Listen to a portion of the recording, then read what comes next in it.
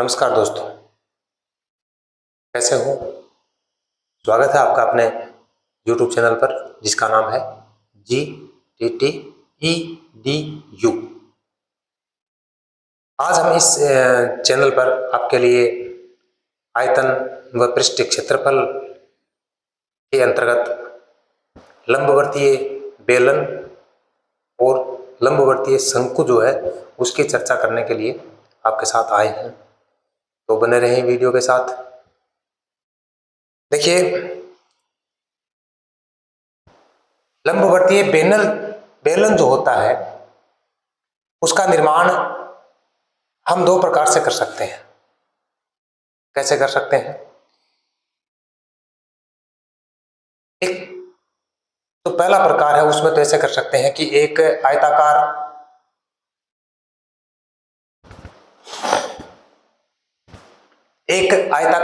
सतह ले लेनी है। मतलब आयत के माध्यम से भी हम क्या कर सकते हैं, इसका निर्माण कर सकते हैं। जैसे मान ले कि ये पृष्ठ जो है ये कैसा है, आयताकार है। ठीक है, तो इसमें दो चीजें हैं, लंबाई है और चौड़ाई है।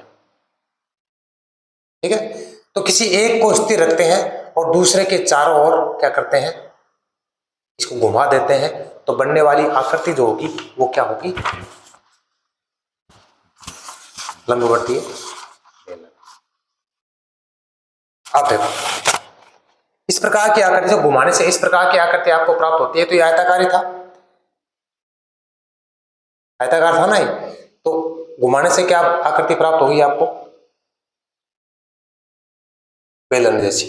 ठीक है, दूसरी है एक समान त्रिज्या वाले वृत्त जो है उनको यदि हम एक दूसरे के ऊपर रखते हैं, एक समान त्रिज्या वाले वृत्तों को एक दूसरे के ऊपर रखते हैं, रखने से जो आपको एक लंबवर्त, एक गोलाकार इस प्रकार की आकृति प्राप्त होती है, वो लंबवर्तीय बेलन की आकृति प्राप्त होगी।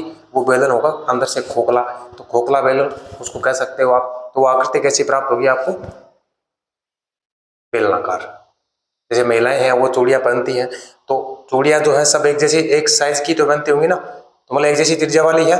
यदि एक दूसरी चूड़ी को आप ऊपर रखते जाओगे एक समान आकृति वाली, एक समान क्षेत्रफल वाली, एक समान कह सकते हैं त्रिज्या वाली, तो वो जो आकृति आपको प्राप्त होती है वो कैसी होगी, लंबवर्तीय बेलन की। अब हम क्या करते हैं, आपके साथ चर्चा करते हैं, और चर्चा के अंतर्गत ध्यान रखने वाली बात यह है कि आपको वीडियो के साथ बने रहना है, ध्यान से बात को सुनना है। देखो भाई, सबसे पहले ये आकृति देखें। इस आकृति के अंतर्गत देखो, ऊपर का जो ये भाग होता है ये वृत्ताकार होता है। तो वृत्त के अंदर आपको पता है कि केंद्र से परिधि की जो दूरी होती है उसको क्या कहते हैं, त्रिज्या कहते हैं। इधर भी ये आर हो जाएगी। अब यहां से यहां तक की जो दूरी है ये क्या है, इसकी हाइट है। आपको इसको यहां से और यहां तक भी कह सकते हो, ये क्या हो जाएगी, इसकी ऊंचाई। क्या हो जाएगी भाई, ऊंचाई। ये क्या हो जाएगी, इसकी त्रिज्या। ठीक है, तो ये आकृति किसकी है, लंबवर्तीय बेलन की है। अब हम चर्चा करते हैं लंबवर्तीय बेलन की स्टेप बाय स्टेप। तो नंबर 1 की चर्चा करते हैं, यह एक समपार्श्व आकृति है। समपार्श्व आकृति का मतलब क्या होता है भाई, समपार्श्व आकृति का मतलब क्या होता है, समपार्श्व आकृति का मतलब ये होता है कि जैसा सामने दिखाई दे रहा है वैसा ही पीछे है। मतलब आगे और पीछे से कैसी आकृति होगी, एक समान, मतलब सम का मतलब समान। देखो भाई साहब, या बोतल देखो आप, हालांकि ये ऊपर से इसकी आकृति है, पर यहां तक देखो इसको कि यहां से आप इसकी जो आकृति देख पा रहे हो तो पीछे से भी वैसे ये समान ही तो है ना। इसे कहते हैं समपार्श्व, मतलब जैसा सामने है वैसा ही पीछे है। मतलब चारों ओर एक जैसी, और नीचे क्या बन रहा है, एक वृत्त बन रहा है, ऊपर भी क्या बन रहा है, वृत्त। हालांकि ये यहाँ पर इसकी जो त्रिज्या है यहां तक समान है, बाकी ऊपर से ये शंकु जैसी बनी हुई है, पर यहां तक हमें मानना है कि ये आकृति जो है वृत्ताकार है। ठीक है, तो समपार्श्व समझ आई बात। समपार्श्व क्या हो गया कि मतलब यहां से सामने से देखने पर जो चीज आपको दिखाई देती है वैसे की वैसे ही कैसी कहां होगी, पीछे है, मतलब चारों ओर वैसी ही है। तो ये क्या है, एक समपार्श्व आकृति है।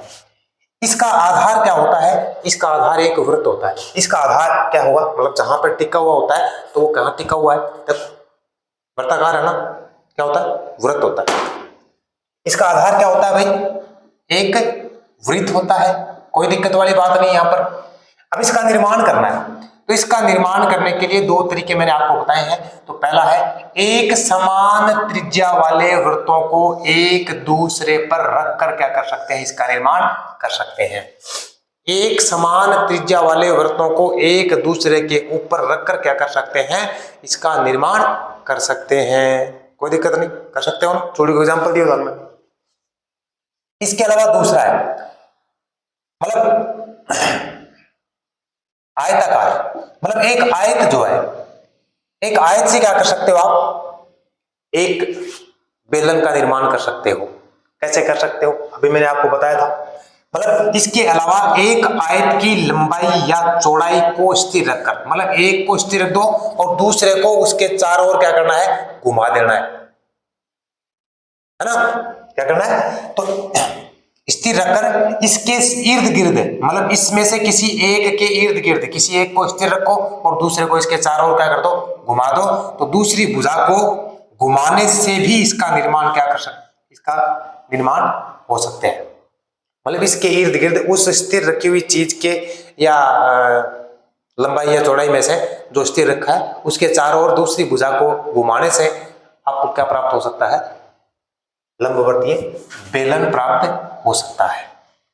ठीक है, अब देखो इसमें क्या चीज आती है, इसमें देखो एक तो त्रिज्या है, एक क्या है, ऊंचाई है। क्या चीज है भाई, इसमें एक त्रिज्या है और दूसरी क्या है, ऊंचाई है।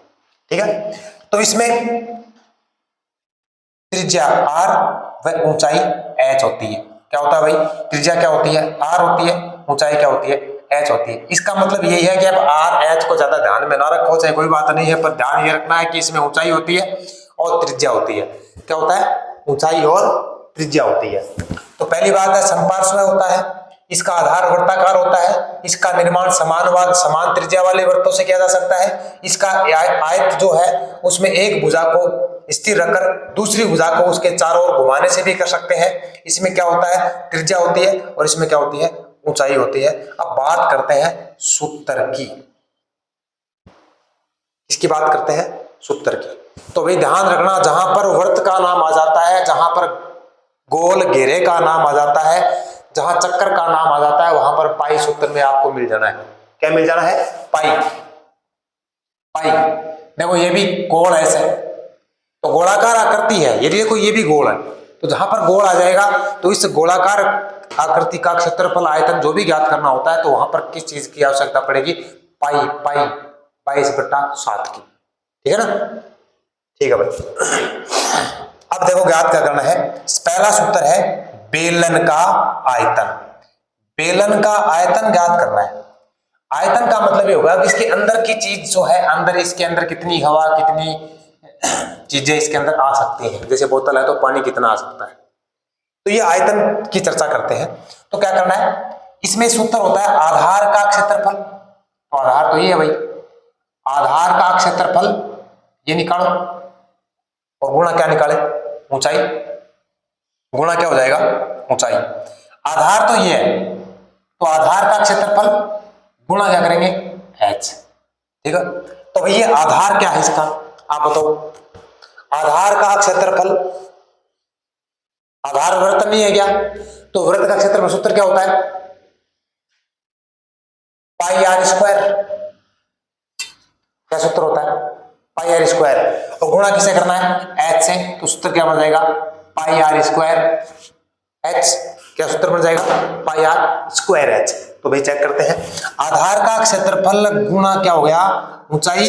तो आधार इसका कैसा होता है भाई, वृत्ताकार होता है, और वृत्ताकार होने से वृत्त का क्षेत्रफल होता है पाई आर स्क्वायर, और गुणा किससे कर देंगे, हाइट h से, तो क्या बन जाएगा, पाई आर स्क्वायर h। हो गया अभी पहला सूत्र, क्या हो गया, सूत्र, मतलब आयतन आ गया। अब नंबर 2 है, नंबर 2 क्या है, बेलन का वक्र पृष्ठ का क्षेत्रफल। वक्र पृष्ठ क्या होता है भाई? ये चारों ओर का जो गोल घेरा है ना, चारों ओर, ये चारों ओर का जो आवरण है ना, ये इस पर आपको एक कपड़ा सिलना है, इस पे कलर करना है, तो कितना है क्षेत्रफल इसका? ठीक है, तो ये चीज है, इसकी क्षेत्रफल की चर्चा करते हैं। तो वक्र, वक्र का मतलब गोलाकार जो भाग बाहर वाला आवरण है उसकी बात करते हैं। ये आंतरिक भी होता है, बाह्य भी होता है। तो वक्र पृष्ठ जो है उसका क्षेत्रफल ज्ञात करना है। तो इसमें क्या आएगा? आधार का परिमाप, ये आधार जो है इसका परिमाप क्या आएगा भाई? आधार का परिमाप और गुणा किससे करना है? ऊंचाई से। आधार का परिमाप ज्ञात करो, क्योंकि चारों ओर की, देखो रे भाई, यदि ये चीज ने खोल दे, वो पूरी ये चीज ने खोल रखी है तो ये आयताकार है, और यदि मैं इन्हें घुमा दूं यहां, तो ये कैसे बन जाएगा भाई? कैसे बन जाएगा? बेलनाकार। अब भाई सोचो, इसका पूरा क्षेत्रफल निकालना है, तो भाई इसको मैं खोल दूं एक बार, सोचो एक बार, बस खोल दिया, तो ये आयताकार है, तो आयत का क्षेत्रफल ज्ञात करने का सूत्र क्या है? एक तो ये, एक ये, क्या करना है? गुणा करना है। अरे लंबाई गुणा चौड़ाई क्षेत्रफल हो गया, तो पूरा पृष्ठ आ गया ना इसका ये। तो इस पृष्ठ को हमने ऐसे कर दिया गोल, ऐसे कर दिया, तो ऊंचाई तो क्या होगी इसकी? चौड़ाई जो थी वो तो ऊंचाई बढ़ गई। अब ये इसकी जो लंबाई थी ना, वो ये बन गई इसकी परिधि। परिधि बन गई ना, परिधि, परिधि, परिधि को मतलब क्या हो गया? आलो खोल लो, लंबाई। तो आधार का परिमाप जो है वो ज्ञात करना है, तो आधार के परिमाप को ज्ञात करने में क्या करना पड़ेगा आपको? ये परिधि ज्ञात करनी है। और परिधि क्या होती है? 2πr। क्या होती है? 2πr। एक सेकेंड,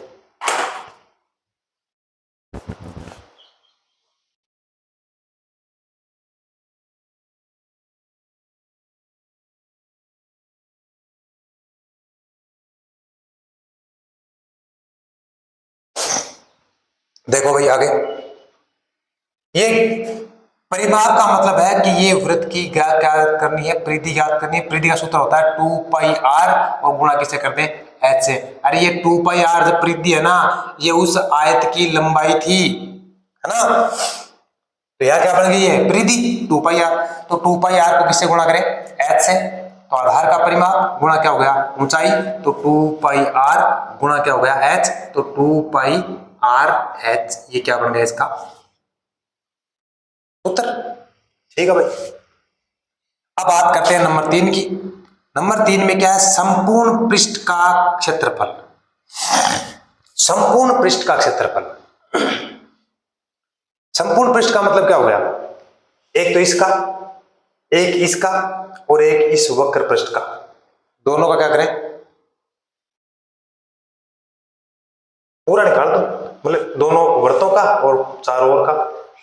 तो भाई बेलन का वक्र पृष्ठ का आपने जो सूत्र निकाला है 2πrh, इसके आधार पर क्या कर सकते हो आप? इसको निकाल सकते हो, या यूं कहें कि वक्र पृष्ठ में इस वाले भाग का और जोड़ दो, तो क्षेत्रफल पूरा आ जाएगा। और सूत्र क्या लिखा है? आधार का परिमाप। क्या लिखा भाई? आधार का परिमाप गुणा क्या है? त्रिज्या, और प्लस क्या है? ऊंचाई। तो 2πr और r प्लस क्या हो गया? h। अरे इसमें क्या कर सकते हो आप?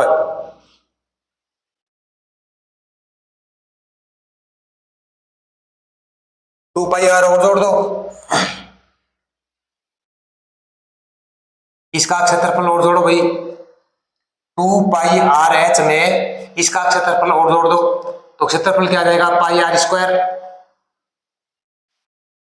अच्छा, यह उसका था भाई आधार का परिमाप। अब संपूर्ण पृष्ठ की बात है, तो वक्र पृष्ठ का जो क्षेत्रफल आया था बेलन के वक्र पृष्ठ का क्षेत्रफल, उसके अंदर आपको क्या करना है? इसका ये πr² और जोड़ देना है। तो 2πrh के अंदर यदि πr² आप जोड़ते हो, तो πr² जोड़ने से आपको क्या मिल जाएगा? ये संपूर्ण पृष्ठ का क्षेत्रफल मिल जाएगा। हालांकि इतने जोड़ में ना पड़े, सीधा सीधा याद करें, 2πr और कोष्टक में r प्लस h। ठीक है, कितने सूत्र हो गए? 3। पहला कौन सा है?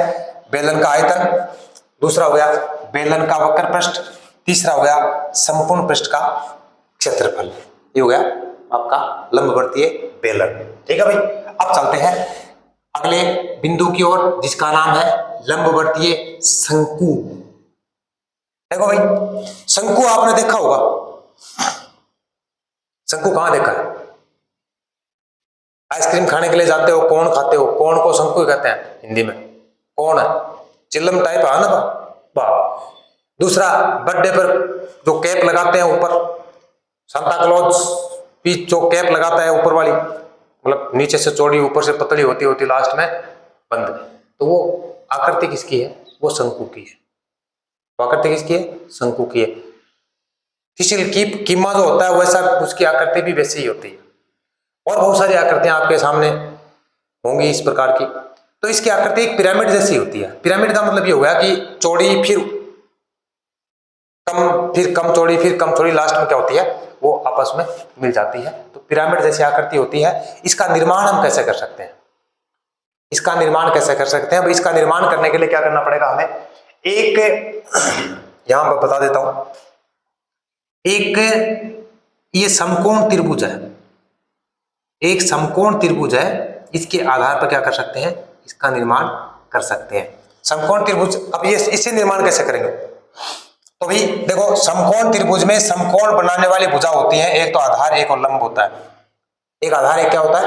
लंब। आधार और लंब जो है इसमें किसी एक को स्थिर रखना है और दूसरे को क्या करना है? उसके चारों ओर घुमा देना है। तो भाई साहब यहां से चोटी पकड़ के इसको चारों ओर ऐसे घुमाते हैं आप ऐसे, तो क्या बन जाएगा? ये ऐसे घूमेगा ना, इधर भी आएगा ना, ये ऐसे घुमाई करेगा ना ये। तो ये आकृति किसकी बन रही है? यहां तो गोल बन जाएगा नीचे। ये आकृति किसकी बन रही है? एक शंकु की। ठीक है, देखो आकृति है इस प्रकार से। तो देखो ये समकोण त्रिभुज बना हुआ था, इसको आपने ऐसे घुमाया तो ये राउंड में घूम के आएगा, चारों ओर घूम के आएगा, तो किसकी आकृति बन जाएगी? शंकु की। शंकु के तक फिर नीचे वाला इसका भाग जो होता है वो कैसा होता है? नीचे वाला भाग कैसा होगा? वर्ताकार। इसका नीचे वाला भाग आधार जो होता है वो भी क्या होता है? वर्ताकार होता है। और वर्ताकार होने से इसका इसी भी की आर क्या हो जाएगी? त्रिज्या। क्या हो जाएगी भाई? त्रिज्या।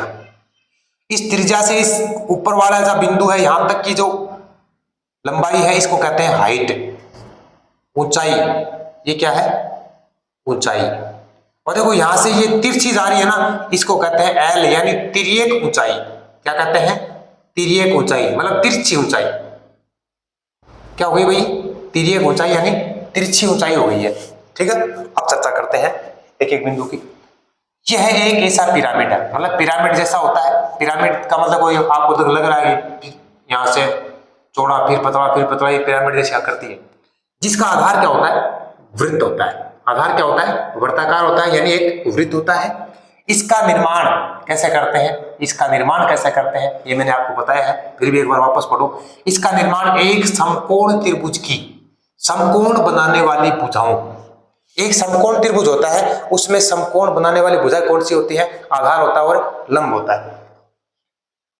भुजाओं में से किसी एक के परितः है, परितः का मतलब चारों ओर, एक की परितः मतलब चारों ओर दूसरे को घुमाने से आपको क्या प्राप्त हो जाएगा? शंकु का निर्माण प्राप्त हो जाएगा, या आपको शंकु प्राप्त हो जाएगा। अब देखो इसमें क्या क्या चीजें हैं। इसमें एक आधार की त्रिज्या r होती है, इसमें ऊंचाई h होती है और तिर्यक ऊंचाई क्या होती है? l होती है। ठीक है भाई, अब देखो क्या है इसमें। इसमें आधार की त्रिज्या r है, तिर्यक ऊंचाई l है और ऊंचाई क्या है? h है। मतलब तीन चीजें हैं, इनको ध्यान रखना है कि इसके अंदर होता क्या क्या है। r होता है, h होता है और l होता है। बात करते हैं सूत्र की। शंकु की तिर्यक ऊंचाई, शंकु की तिर्यक ऊंचाई मतलब ये भाई, आप यदि याद करनी है ना तो देखो ध्यान थोड़ा सा विचार करो। ऐसे है ये ज्ञात करना है। तो यदि समकोण त्रिभुज के हिसाब से सोचा जाए तो यह बना कर्ण है, कर्ण बना है। तो सूत्र क्या बना है? बोधायन प्रमेय के अनुसार कर्ण स्क्वायर बराबर आधार स्क्वायर प्लस लंब स्क्वायर, यदि स्क्वायर हटावा तो क्या लग जाए? √। तो देखो भाई यहाँ पर आधार ये नीचे वाला है, इसका नाम है यहाँ पर, इसमें तो आर है, इसका नाम क्या है आर, और लंबाई जो है ये है इसकी एच, यहाँ पर देखो एच, तो ये क्या हो गया त्रिज्या का स्क्वायर प्लस एच का स्क्वायर।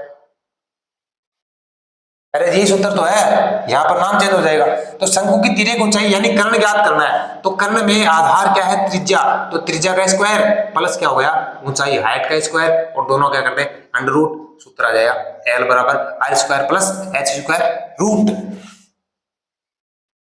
ठीक है भाई, ये पहला सूत्र।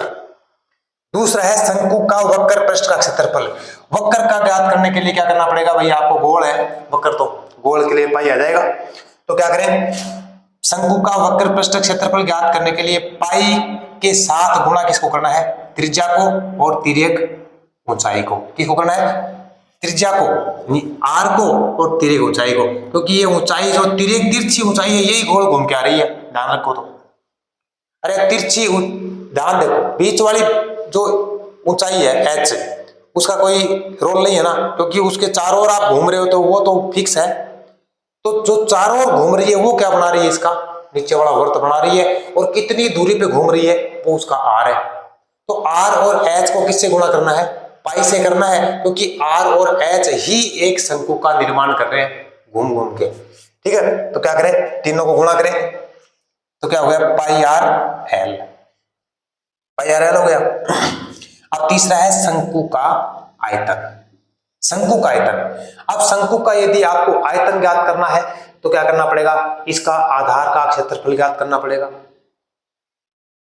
क्या ज्ञात करना पड़ेगा, आधार का क्षेत्रफल, और आधार के क्षेत्रफल को क्या ज्ञात किससे गुणा कर दें, ऊंचाई से, और उसका कितना कर दें 1/3, तो क्या आ जाएगा इसका क्षेत्रफल, यानी 1/3 आधार का क्षेत्रफल गुणा ऊंचाई, यानी 1/3 पाई आर स्क्वायर एच, ये क्या होता है इसका आयतन का सूत्र। क्या होता है भाई, इसका आयतन का सूत्र होता है। ठीक है, इसको उतारे, एक सूत्र और है वो और लिखते हैं।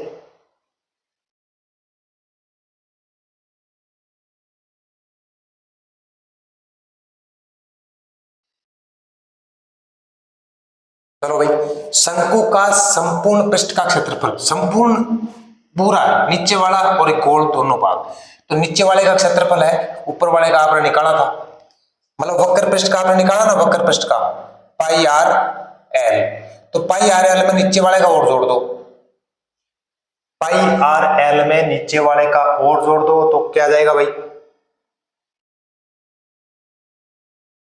क्या जाएगा, ये आ जाएगा संपूर्ण पृष्ठ। तो देखो इसमें पाई है गुणा त्रिज्या है, और फिर है कोष्टक में त्रिज्या प्लस तिर्यक ऊंचाई। ठीक है, अब देखो त्रिज्या को करते हैं आर, तो ये होगा पाई गुणा आर, ये होगी आर प्लस एल, यानी पाई आर और आर प्लस एल। तो भाई एक बार वो तो सूत्र बन को, अब आगे चलो थोड़ा सा, पाई आर इन एक बार सरल करो, पाई आर और आर प्लस एल में, इसको मतलब पाई आर दोनों गुणा हो रहे हैं, तो ये होगा पाई आर स्क्वायर, अरे आर ना आर गुणा हो गया, प्लस क्या होगा पाई आर एल।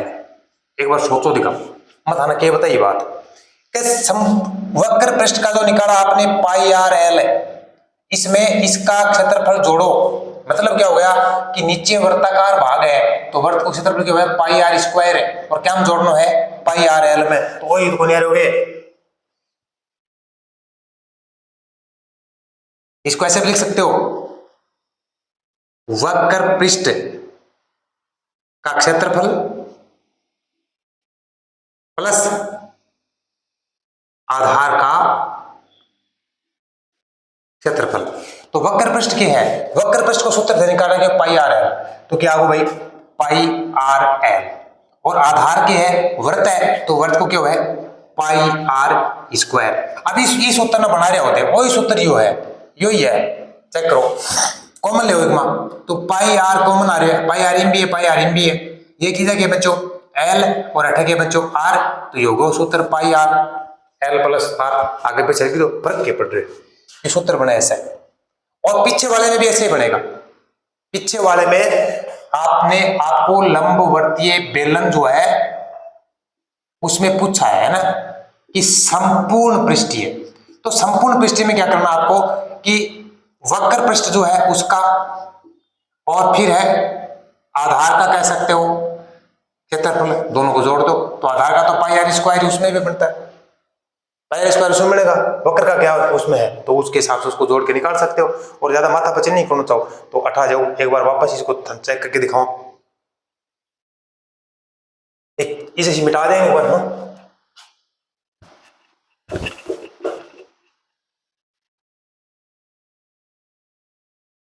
देखो भाई ये सूत्र है इसका 2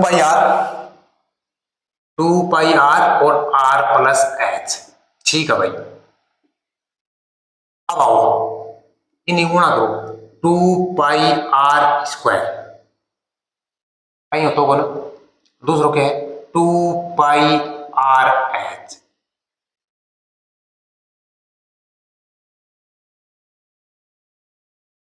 to pi R square 2 pi R H. अब बात सुनो भाई, 2 दो है, ये एक 2 है और 2 पाई आर एच और सूत्र उठाकर है पहले ये लो क्या को है वक्र पृष्ठ को, तो बेलर को वक्र पृष्ठ में थम के दोनों को आंखों क्षेत्रफल जोड़ दे। अरे वर्ताकार भाग है, इधर वाला भी ये भी शामिल है तो ये दोनों जुड़ जाएंगे तो 2 पाई आर स्क्वायर हो गया, क्योंकि 2 का है, इसको जोड़ो ये सूत्र बन रहा है, ठीक है। तो ध्यान से वीडियो को देखना है, जो बातें आपको समझ में आई है वो आपको लिखनी है। और समझ में आने की बात तो ये है कि पहली बात तो सूत्र समझ में आने चाहिए, सूत्र से पहले थ्योरी भी समझ में आनी चाहिए। तो आपको केवल इतना लिखना है कि इन दोनों के जो सूत्र आपके समझ में आए उन सूत्रों की चर्चा जो आप कमेंट बॉक्स में बताएंगे। वीडियो कैसा लगा ये भी बताएंगे। अगले वीडियो में हम लेके आएंगे आपके लिए गोला, और गोला में भरवा गोला, थोथा गोला, अर्ध गोला, 3 पार्ट उसके हैं तो वो तीनों पढ़ेंगे। तो तब तक खुश रहें, मस्त रहें, स्वस्थ रहें।